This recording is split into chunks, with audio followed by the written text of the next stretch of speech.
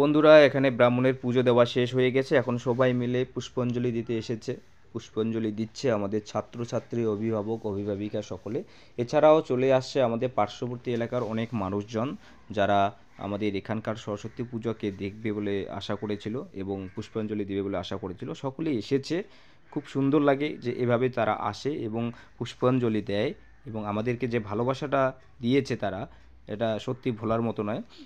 এইভাবে আমরা চাই যে আমাদেরকে এরকম করে অনেক অনেক অনেক ভালোবাসা দেখ সবাই মিলে, আর আমাদের স্কুল আবার এগিয়ে যাক, আমি এই আশা রাখি।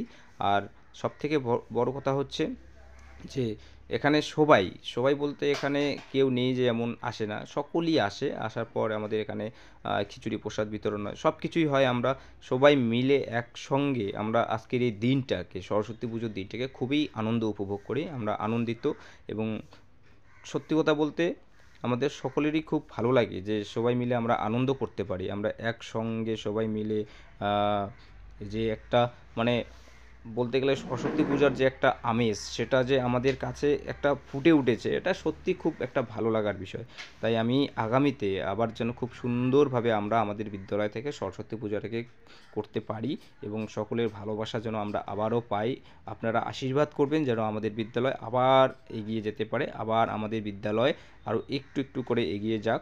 আমি এই আশাটাই রাখি আপনাদের কাছে। আপনারা যারা আমার এই ভিডিওটি দেখছেন, অবশ্যই অবশ্যই অবশ্যই ভালোবাসা ছড়িয়ে দিবেন।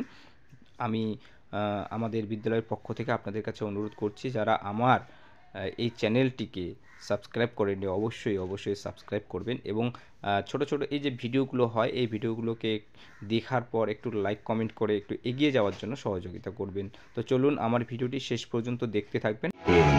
অফিসিয়াল।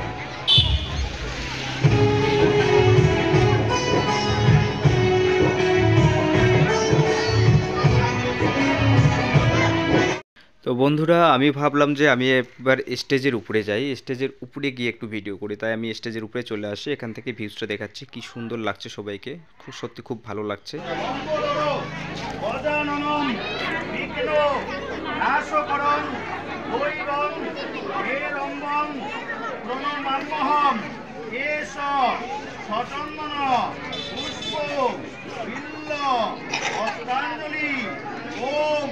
সিদ্ধিদাতা সৃষ্টি গণেশাদেব নমঃ।